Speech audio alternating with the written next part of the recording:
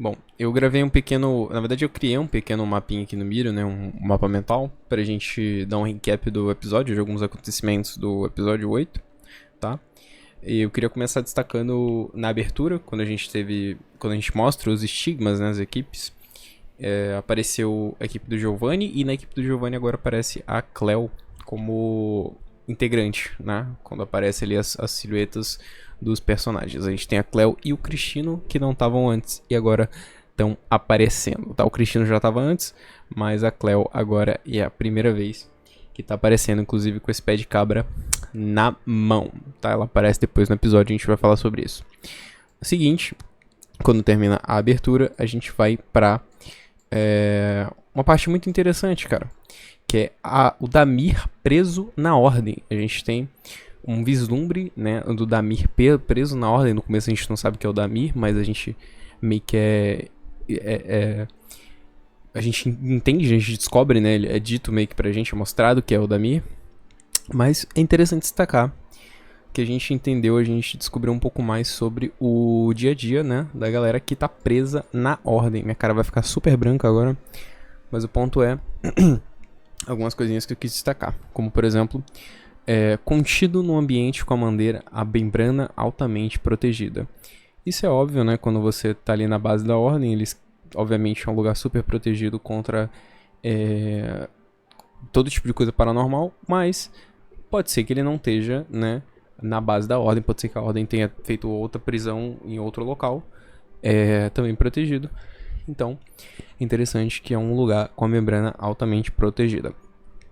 A pessoa, o prisioneiro, ele é tratado de maneira restrita, mais humana. Então, a ordem não perdeu esse senso de humanidade mesmo com essas pessoas. Os prisioneiros recebem, né, algumas horas de lazer e acesso a alguns livros limitados que não envolvam ocultismo ou atos hediondos. Eu tô colocando aqui como se na verdade o Damir fosse os outros prisioneiros, né, como se isso fosse uma regra geral, porque o Damir ele é um ocultista perigoso, né, é um ocultista forte e poderoso.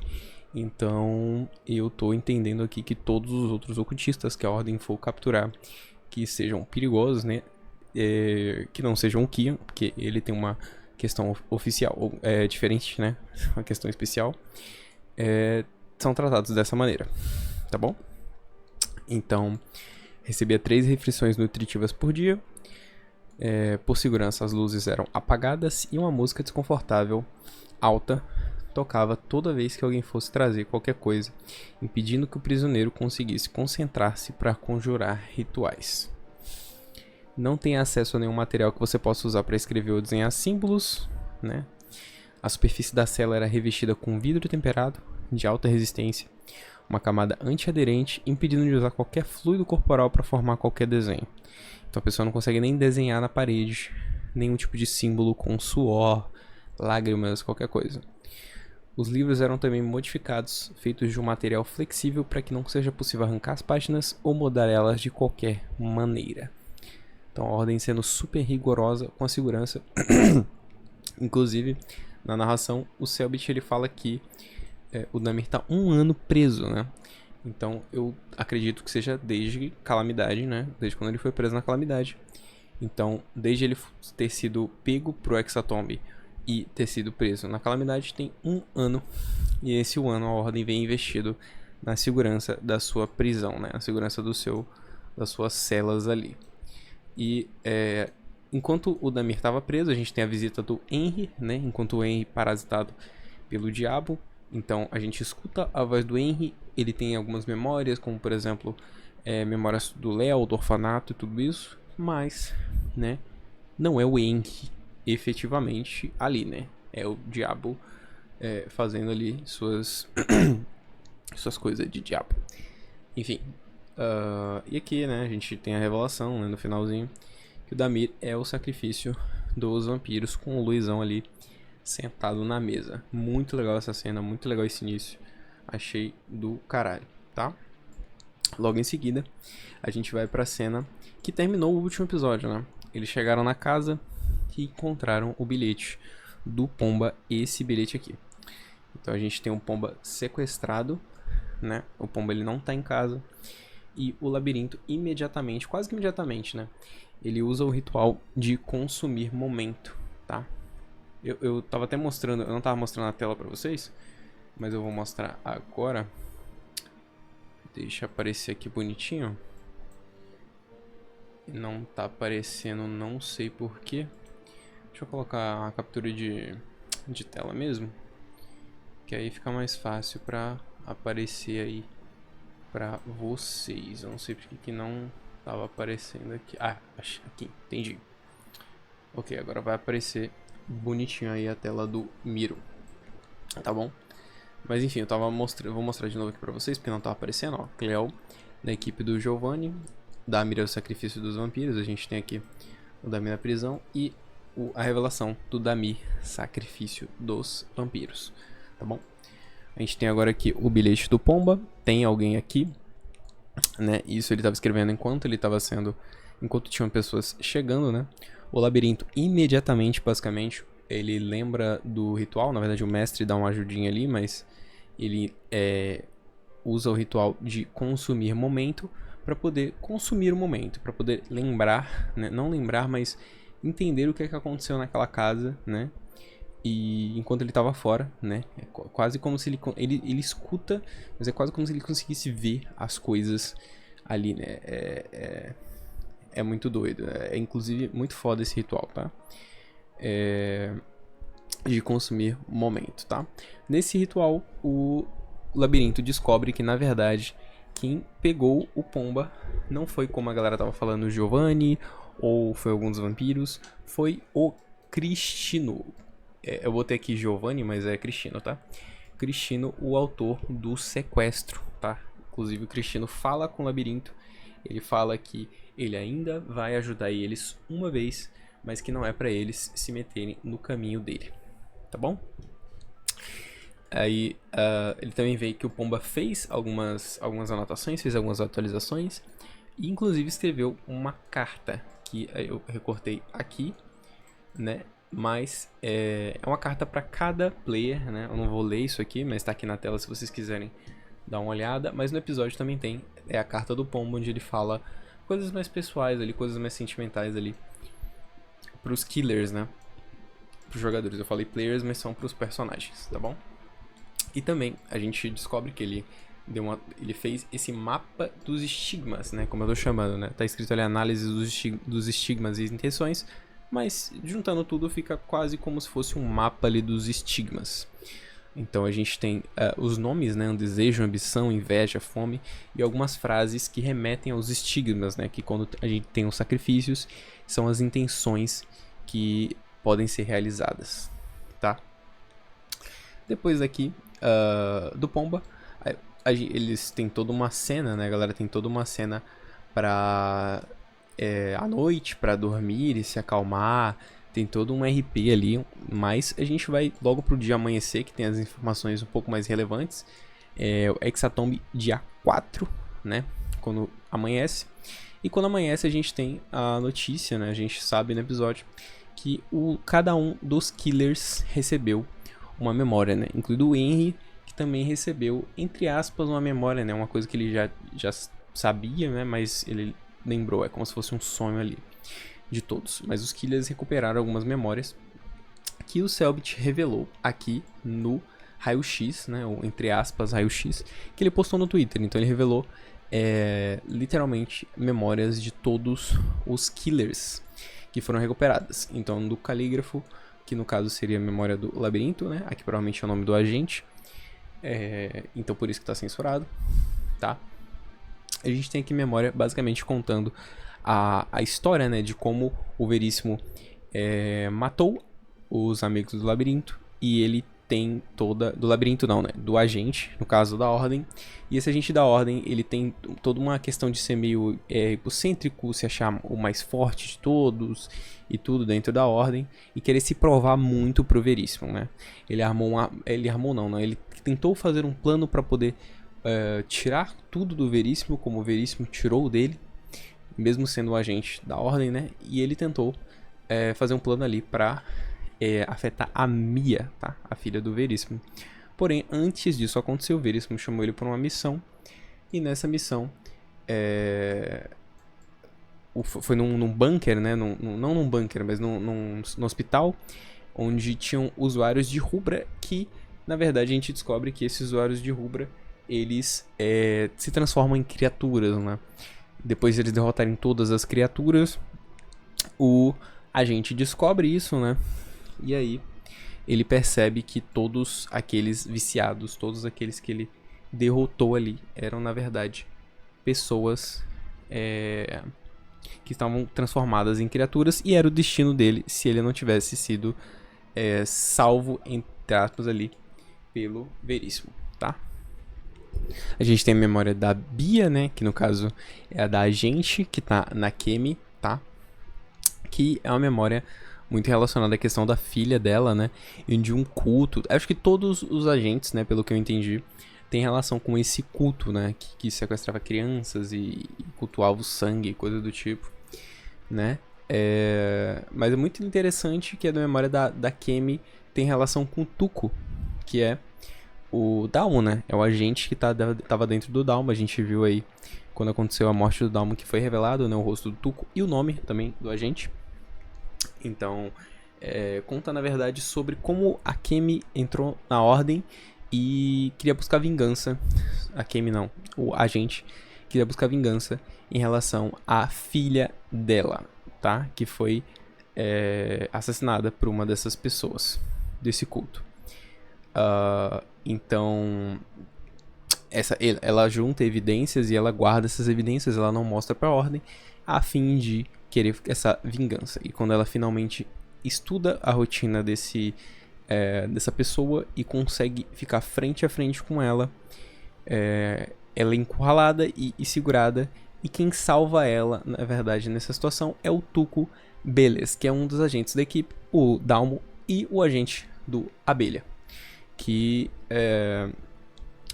ela pensou que fosse parar ela, né, da vingança dela, mas na verdade não fez nada e deixou ela vingar a própria filha, que no final não causou um sentimento muito melhor a ela, não questão de arrependimento, mas que não preencheu o vazio que ela sentia, e ela só quer ter a filha dela de volta, né. Do episódio a gente consegue ver reflexos disso nos jogadores e como eles interpretam essas memórias, né.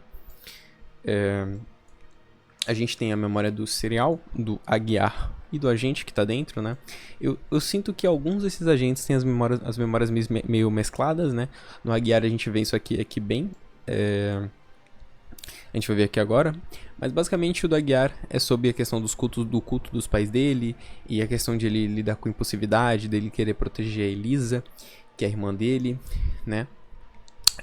Sobre uma missão específica da mulher afogada, que fez ele ter essa questão com a água, com a piscina, com, sabe, esse trauma que ele tem. Então, tem uma frase aqui que é muito específica do Aguiar. Isso é muito interessante porque é uma questão muito do agente. Então, por que o Aguiar tá aqui, sabe? Então, por isso que eu tenho essa questão de ele ser meio mesclado. Eu acho que as memórias estão meio mescladas aí, nesse sentido, né? Mas então, o sentimento que fica dessa memória é a culpa, porque mesmo sendo da Ordem, ele não consegue resolver todos os problemas e a Ordem às vezes chega tarde demais. E a memória da Gabi, da Jai e do agente que tá dentro do Jai, que é muito interessante, tá? Essa daqui é a mais interessante, não tem como, é a memória que puxou a atenção da galera, que é basicamente sobre um agente que era quase como como se fosse uma scripta, entre muitas aspas, né? Porque não é uma scripta, dentro da Ordem. Uma pessoa que estava usando a Ordem para conseguir poder, para conseguir informações. Então, na memória é relatado como esse agente ele entra na Ordem para poder desenvolver as habilidades e os ensinamentos e as coisas para si mesmo, né? Para se tornar mais forte, para se tornar maior. É uma pessoa que não se arrisca pelos outros e nunca se coloca em perigo de verdade, né? E num dia específico, né, numa missão que ela realmente conseguiu, ela foi efetivamente para campo de verdade. E nessa missão, ela conseguiu encontrar num porão artefatos paranormais, livros e coisas que poderiam fazer trazer para ela esse conhecimento que ela queria, né? Um conhecimento sobre o paranormal que a ordem não iria dar para ela de forma normal, né? Coisas que provavelmente estariam trancafiadas nos cofres mais fechados da ordem.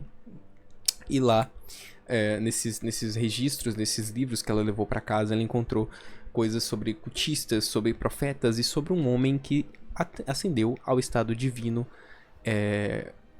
Um homem que há milênios tem ensinamentos escritos sobre eles nesse livro. Um homem conhecido como Kian, tá? Que a gente conhece bem como um antagonista principal de ordem desde sempre. E tipo assim, bizarro. Essa lembrança, se vocês lerem detalhadamente, tá? Não sei se no vídeo vai dar pra ler, mas eu consigo até disponibilizar esse link aqui, talvez pra vocês depois, se vocês quiserem dar uma olhada. Mas tem também nos tweets do Selbit as memórias detalhadas, se vocês quiserem dar uma olhada certinha, tá bom? Então, justamente tem o Jai dentro do episódio falando sobre o Kian, chegando no labirinto e falando sobre o Kian. E muito interessante também que nesse mesmo dia, no dia 4 do Hexatomb, quando eles saem pra fora, eles conseguem ver que o ambiente mudou, né? Aí entra aquela teoria, entra aquela coisa sobre o inferno no Hexatomb, né? Que no livro tem uma criatura chamada Kerberos. Eu não sei se é no livro de regras, eu não sei se é no suplemento. Eu tô meio por fora nesse sentido. Mas tem uma criatura chamada Kerberos que na descrição dela fala que ela só pode ser manifestada em um inferno. Uma área paranormal tomada pelo sangue, com a membrana devastada graças às brutalidades impensáveis. Então, visando aqui o Hexatomb, né? E visando essa área mudada pelo sangue, modificada como o inferno, eu acho que por essa descrição e por isso eu acho interessante que dá pra a gente categorizar como se essa região tivesse se transformando nesse inferno, né? Como nessa região afetada pelo sangue, pela relíquia, pelo sino, sabe? Por todas essas coisas que fazem essas alterações, né? Assim como a morte alterou a região e criou o Santo Berço ali, o labirinto espiral e todas aquelas situações, a morte também, alterando o ambiente, consegue criar um inferno, né? E a gente tem aqui uma imagem do próprio episódio, né? De uma criatura que foi alterada pelo sangue, né? Não dá pra ver tão bem aqui, eu acho que no Twitter tem uma imagem um pouco melhor, mas eu não consegui achar, tá bom? E a gente tem uma mecânica, não sei se eu posso chamar de mecânica, né? Eu acho que é uma peculiaridade desse episódio que é muito interessante, que são as vozes, são as chamadas do mestre para algumas coisas, uns insights meio mentais, assim, uma coisa meio louca.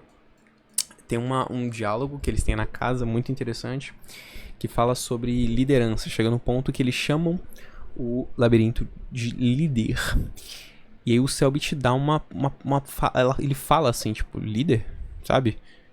Tipo assim, como se fosse uma memória, uma coisa que vem.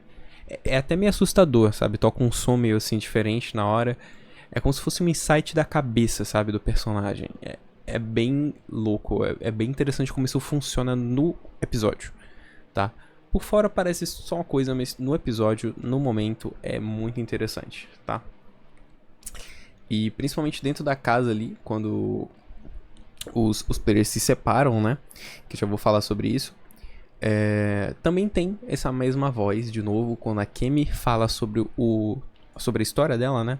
Que a gente já viu ali. Sobre o Tuco, beleza. Quando ela fala o nome do Tuco, o Selbit fala Dalmo. Como se a cabeça dela quisesse juntar as coisas, como se as coisas quisessem, sabe, se misturar ali e ela fosse finalmente entender. Então, foi interessante como essas coisas estão sendo feitas, né? A gente tem eu não lembro se no intervalo é agora, mas eu vou partir logo para essa parte do intervalo, porque eu acho interessante. A gente tem aqui, quando a gente volta do intervalo, a gente tem a perspectiva do Damir, né? Eu acho que o intervalo é depois do bunker, mas não tem problema falar agora. A perspectiva do Damir desde o primeiro dia do Hexatomb. Então, o Damir, desde o primeiro dia do Hexatomb, estava lá na igreja, sendo o sacrifício dos vampiros, tá? Então, a gente tem um diálogo bem legal, a gente tem aqui a perspectiva, né? Ele olhando de dentro da Dama de Ferro, os vampiros voltando e indo dia após dia. E é muito interessante quando os vampiros, eles no começo eles falam, mas eles não conseguem falar em português, não conseguem falar numa língua que seja entendível, sabe? Então, pra gente, né? Pro Damir e pra gente, assim, público. Então, quando eles começam a devorar os pássaros, depois do primeiro sacrifício, eles começam a falar. E o Sawit narra como se eles estivessem aprendendo português. Ou algo do tipo assim, sabe? Como se fossem bebês aprendendo as palavras e as coisas funcionando e juntando as coisas. Então, eu acho que é interessante pensar que eles aprenderam a língua depois que começaram a devorar eles, depois de devorar os pássaros. Como se eles absorvessem um conhecimento, absorvessem essa habilidade deles. A gente tem aqui também uma pergunta do Damir pra Alvira, né?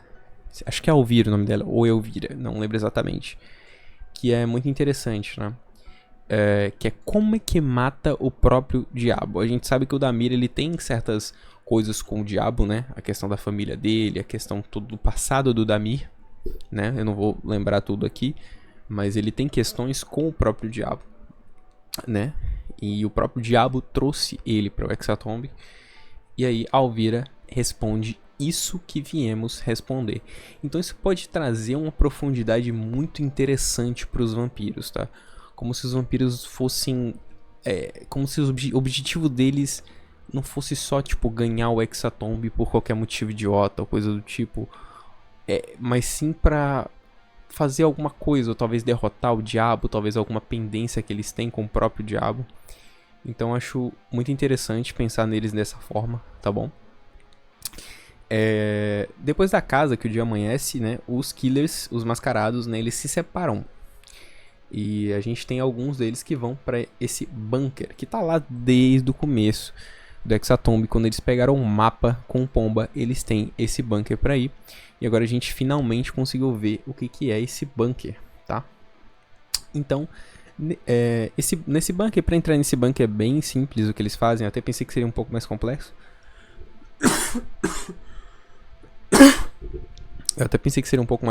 Mas é até bem simples. Eles basicamente colocaram a corrente na porta do bunker e no carro e puxaram, enfim. Eles conseguiram abrir, que dá numa sequência de cavernas ali, numa caverna bem grande, né? E dentro dessa caverna, num elevador e num grande buraco, assim. Quase como uma... não é quase, né? Tipo, é uma câmara de mineração, né? Um lugar de mineradores ali. E lá dentro eles acham a carta do explorador. Que aqui pra ler é uma maravilha, né? Super... Nossa senhora, mas... Enfim, tem esse tem esse documento no Twitter já transcrito, as pessoas já conseguiram transcrever ele. A galera arrasa nessas coisas, a galera massa da comunidade. Então, a gente já tem esse documento transcrito pra quem quiser ler, tá? Tem no Twitter, ou então eu posso até deixar aqui pra vocês, ó. O miro, se vocês conseguirem dar um zoom aqui, conseguirem ler, tá? Mas basicamente a carta conta a história desses exploradores, né, que vieram para esse lugar há muitos anos atrás, onde nesse lugar já tinham estruturas mais antigas, mas quando eles chegaram, eles fizeram as estruturas de madeira e tal, como o próprio elevador e algumas outras estruturas para você descer ao redor dessa grande cratera. E aí, eles contam sobre uma entrada, sobre uma porta, na verdade, que eles não conseguem entrar, né? E, se eu não me engano, quando algum explorador se machuca ou algo do tipo, a porta reage e eles entendem que eles têm que fazer algum tipo de sacrifício para essa porta. E aí, quando eles fazem esse sacrifício, não funciona, eles entendem que tem que fazer mais. E aí, o escritor aqui da carta tem um lapso de sanidade e sai correndo. Então, assim, todas aquelas pessoas que estão ali provavelmente viraram pessoas obcecadas pela ideia de entrar na porta e tudo mais. E lá dentro, eles acham o Pomba e eles acham a porta para Tenebres, né? Que a gente já viu nas outras temporadas. As outras temporadas também tem portas para Tenebres. A gente teve aquela porta para o outro lado, lá nos sinais do outro lado. Porta para o lado não, porta para Tenebres lá no sinal do outro lado. A porta com o mesmo símbolo de Tenebres. A gente teve no Segredo na Ilha, no final do Segredo na Ilha também. E, como não podia faltar, no terceiro spin-off, a gente tem também a porta para Tenebres de Sangue. E a gente encontra também o paradeiro do Pomba, né? A gente tem o Pomba aqui com o Cristino, tá? E aí, eles entendem, depois de uma conversa com o Cristino, né? Que o Cristino, na verdade, só queria um sacrifício, independente de quem seja. E eles fazem um acordo, né? Basicamente eles têm que trazer uma pessoa para o Cristino sacrificar até meia-noite, tá? Então eles voltam para casa para trazer essas notícias pra galera e para ir atrás de um sacrifício, tá bom? E aí, quando eles voltam, né? Antes deles voltarem, na verdade, né? O Eloy tem uma conversa. O Eloy, ele tava no circo. A Cammy, ela espiou pelo binóculo e ela viu o Eloy vindo, né? E antes do Eloy chegar, na verdade, a gente tem a Cleo aparecendo, né? Só que a Cleo, quando ela apareceu correndo, como se tivesse alguma coisa atrás dela, né? Só que aí, quando a Cleo entra, o labirinto, ele usa, né? Um mapa de sangue, né? Um ritual de mapa de sangue para poder sentir as criaturas vivas ao redor do local. E ao sentir as criaturas vivas, ele não sentiu vida na Cleo. Então ele basicamente colocou ali, né, que a Cleo já era um invólucro de carne, era fake, né? Não era a Cleo de verdade, né? Mas antes dele conseguir perceber isso, a Cammy já tinha dado as informações que eles queriam, né? Como eu falei, a Cleo tá na equipe do Giovanni, aparentemente, ou tá sequestrada pelo Giovanni, alguma coisa, e o Giovanni usou um ritual para se fazer pela Cleo e tirar informações dos mascarados. Os mascarados esses que contaram sobre o paradeiro do pessoal que tava lá que tinha ido, né? Lá pro bunker, né? E também que eles estavam sozinhos na casa. Então, assim, o Giovanni ficou cheio das informações, mano. Tá bom? E aí, logo seguinte, quando eles têm essa... Quando a Cleo, ela se derrete, né? O invólucro de carne se derrete na frente deles. O Eloy logo em seguida aparece, depois de ter brigado lá no circo com o pessoal, pra discutir a ideia que ele teve, né? O plano do Eloy, que era basicamente o motivo da discussão, né? Porque o Eloy, ele sabia que o sacrifício dos mascarados é mais forte. Sabe que o Henry é mais forte que o Kaito, com certeza. E o Eloy acha que eles têm mais chances, né? Ele sabe que hoje precisa ter um sacrifício. O dia 4 precisa ter um sacrifício. Então, que o sacrifício fosse o Kaito, né? Só que a Cindy e o Caio não gostaram muito dessa ideia, obviamente, de se tornar desertores, né? Então, o Eloy discute eles com o labirinto e com a Cammy sobre esse plano de tentar pegar o Kaito e assassinar o Kaito para ele ser o sacrifício de hoje e eles poderem, e mesmo juntos, mesmo o Eloy estando mais fraco e os psicoleiros estando mais fracos, eles conseguirem ajudar contra os vampiros, tá? Então, eu não coloquei aqui, mas a galera do bunker volta e se encontra com a galera da casa, tá bom? E eles falam sobre esse plano, falam sobre a questão do Pomba tá lá e eles precisarem de alguém. E eles saem vazados pro circo, tá? Pra poder executar o plano do Eloy. Quando eles chegam no circo, aqui ó, chegada ao circo, o Eloy põe a máscara e ele vai maluco pra cima dos dois pra poder segurar eles, pra poder atrasar eles, enquanto a galera pega o Kaito e vai embora. Só que no meio desse plano a gente tem a insanidade de Jai, né? Jai começa a agir de forma diferente, né? O plano era apenas segurar eles, atrasar eles para que pegasse o Kaito, mas Jai começa a atacar eles, atacar a Cindy. Ela dá uma facada na Cindy e o Eloy começa a ir pra cima dele, começa uma briga e eventualmente, né, os mascarados conseguem acabar ali com a briga que estava acontecendo e sair com o Eloy e o Kaito pro bunker, tá? Como eu coloquei aqui, chegada do bunker, tá? Não antes da Jai ficar com 7 de vida, tá? Então, assim, a situação foi louca ali naquele circo, tá bom? E quando eles chegam no bunker, né, a gente tem mais uma daquelas situações em que o Cellbit tá, mano, dando aqueles insights de voz no episódio muito assustador, inclusive. Foi muito legal essa mecânica, essa situação dele dar esses insights, essas vozes, como se fossem os personagens, a cabeça deles, coisas do tipo. E principalmente esse aqui, que foi com o Henry, né? O Henry tava segurando o Kaito com muita raiva. Tava segurando o Kaito pra poder levar o Kaito pra trocar pelo Pomba e o Cristino assassinar o Kaito e fazer o sacrifício do Kaito. Mas o Henry queria matar o Kaito desde o dia anterior. Ele queria matar o Kaito. Ele falou que ele queria matar o Kaito desde a morte do Dalmon. Porque o Kaito atirou nele, o Kaito atacou ele. Então, o Henry queria se vingar. Então, não dá pra saber exatamente ainda se é o estigma, se é a coroa, se é as correntes da realidade, o que tá causando essas frases. Mas com o Henry é muito interessante, porque tem um ar diferente, tem um gostinho diferente, né? Porque o Henry, eu não sei se vocês lembram, ele fez um pacto pra se tornar um marcado. Então, o Henry não era um marcado, ele fez um pacto com o diabo pra se tornar um marcado. Então, o Henry se libertou das correntes da realidade. Se libertou das escolhas já feitas. Agora ele faz as próprias escolhas, né? O marcado consegue quebrar as correntes da realidade. O marcado consegue quebrar esse destino e fazer as escolhas diferentes. Então, quando vem essa frase, essa voz, mata ele, Henry, mata o Kaito, e ele não mata, ele se segura para não conseguir.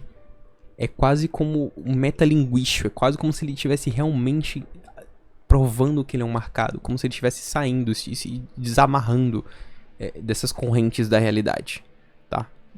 Então é muito, muito, muito louco isso, tipo, toda essa metalinguagem, essa situação que rola em relação ao Henry, que pode não ser realmente as correntes, a coroa, ordens, mas pelo jeito que é colocado, funciona muito, muito bem. Tá bom? Então, após isso, né, o Henry consegue resistir, né, a esses estímulos, se segurando muito, muito, muito, muito. E é muito foda quando o Cellbit começa a narrar normalmente, mas ele começa a misturar esses insights com a narração. Então ele fala: vocês estão chegando no elevador, o elevador em que o Henry vai matar o Kaito. Vocês descem e vão pro outro elevador, mas o Kaito não vai chegar, porque o Henry vai matar ele antes. Então, tipo assim, dá uma atenção pro público e dá uma atenção pros players de tipo, meu Deus, o que tá acontecendo, mano? O que é isso, tá ligado? E o Henry consegue resistir. O Aguiar joga o Kaito pro Cristino e o Cristino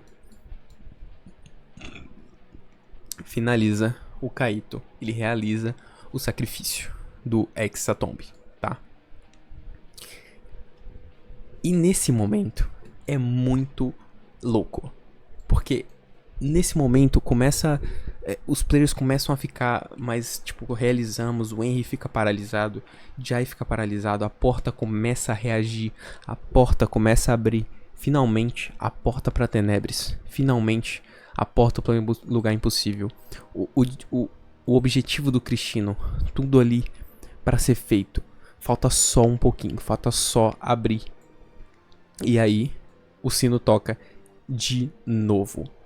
Um segundo sacrifício foi feito no mesmo dia. Isso foi sensacional. Ninguém esperava por isso. Ninguém esperava por isso, tá bom?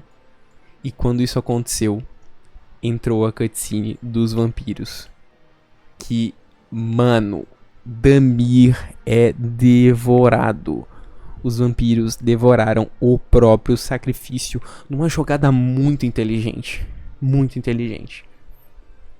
Porque agora, eu não sei se vocês perceberam nessa cena, mas se você olhar bem aqui, ó, olha quem que tá com estigma na testa agora. Então o que isso quer dizer? Isso quer dizer que o Raziel agora consegue de dia fazer o que ele quiser. O próprio Henry, falou várias vezes no episódio que ele podia ter um plano, ele podia andar de dia, ele podia ir lá nos vampiros de dia, porque ele poderia fazer o que ele quisesse. Agora, isso não funciona mais. Agora que o Damir foi devorado nesse golpe, nessa estratégia dos vampiros, muito inteligente, agora o mais forte deles, o Raziel, é o próprio sacrifício. Ele não pode morrer durante o dia. Se ele morrer durante o dia, a pessoa que matar ele se tornará o próximo sacrifício. Então no próximo episódio, a gente vai ver. A gente tá na noite ainda, a gente tá na noite do dia 4.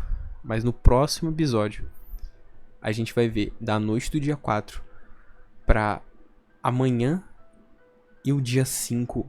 E, mano, o que vai acontecer nesse dia 5? Tem 2 sacrifícios. Tem o Raziel e tem o Henry. E, cara, como acabou. E a porta, entendeu? E o que vai acontecer no próximo episódio? Quando essa portinha abrir aqui, ó, no próximo episódio. O que vai acontecer? Mano, é tanta coisa. Aconteceu tanta coisa nesse episódio. Tanta coisa. Essa cena foi tão incrível. Eu queria botar um vídeo aqui pra vocês, mas não consigo botar aqui no Miro, né? Eu não tenho o plano Premium Pro Buster. Mas, cara, isso aqui, a trilha sonora, tudo isso é muito incrível, cara. E tipo assim, o Damir ser devorado, tá ligado? Tipo, a gente, mano, esperava que o Damir fosse jogar. E tipo assim, o L Joga, o Luiz bateu, mano, o recorde de menor tempo de tela possível no Ordem. Ficou tipo 10 minutos com o personagem, tá ligado? Mas, mano, no mais, assim, mano, esse episódio pra mim, ele foi, tipo, sensacional. Foi, tipo, pique Ordem, tá ligado? Pique Ordem. Eu acho que, tipo assim, foi um dos melhores episódios de Ordem, assim. Eu tenho muita memória afetiva ainda com as outras temporadas, principalmente Desconjuração. Eu tenho muita... Mesmo Desconjuração sendo uma temporada que a galera menos gosta, foi uma temporada que eu assisti muito, eu gostei de muita coisa, teve muita coisa boa naquela temporada pra mim. Calamidade também, nossa, nem se fala. Então, eu ainda tenho um pouco de memória afetiva, mas, mano, pra mim foi um dos melhores episódios de Ordem. Eu acho que, no geral, assim. E essa questão de ser gravado, eles conseguirem trabalhar os efeitos sonoros, trabalhar a trilha sonora, trabalhar tudo de forma tão perfeitinha, assim, causa esse efeito, cara, que fica incrível pra gente que assiste, entendeu? Eu acho que, assim, pra eles, pros players, no ao vivo, talvez não faça tanta diferença, assim, né? Talvez em questão de horário, coisa do tipo. Mas pra gente o gravado faz muita diferença. Eu acho que se tiver alguém que ainda prefere assistir o ao vivo, mano, eu acho que a pessoa é um lunático, mano. Porque, assim, sinceramente, o gravado, mesmo que esteja na live ali, a gente esteja meio que vendo ao vivo no sábado, né? Entre muitas aspas ao vivo. Cara, ainda é... Mano, não tem nenhum. Mitiga erros. Faz essas cenas muito fodas, tá ligado? Tipo assim, caralho. Mas acho que fica esse. Esse é o saldo do 8º episódio, tá ligado? Um episódio pique Ordem. Um episódio muito foda, muito bem produzido. E eu acho que do começo ao fim foi um puta episódio. Desde do insight do Damir. Desde da questão das memórias e de tudo que... Sabe, as vozes, tipo... Mano, a questão de Tenebres, a cena do... Mano, tudo foi bom. Acho que tudo foi bom. Acho que eu não desgostei de nada, assim. Talvez no máximo, quando eles estão descendo no elevador, eu acho que é muito longo isso aqui. Mas eu acho que é uma questão de a gente assistir eles jogarem, sabe? Acho que eles jogando isso aqui foi muito mais divertido do que a gente assistindo. Então... Mas assim, é uma coisa que eu percebi e eu falei. Então pode ser que outras pessoas achem diferente. Então acho que é isso que fica desse episódio. Acho que essa é a análise que eu faço desse episódio. E vamos, mano. Episódio 9, sabadão aí. E sabadão, mano, eu vou estar aqui de novo pra fazer análise quentinha. Análise não, né? Porque eu não tô analisando, né? Eu tô só fazendo aquele reviewzinho, dando uma visoiada do que eu penso sobre o episódio. Então, talvez no episódio 9 eu faça também. E é isso aí, pessoal. Quanto mais conteúdo de ordem, melhor. Vamos bombar esse YouTube de ordem paranormal, de todo tipo de conteúdo possível. E tamo junto.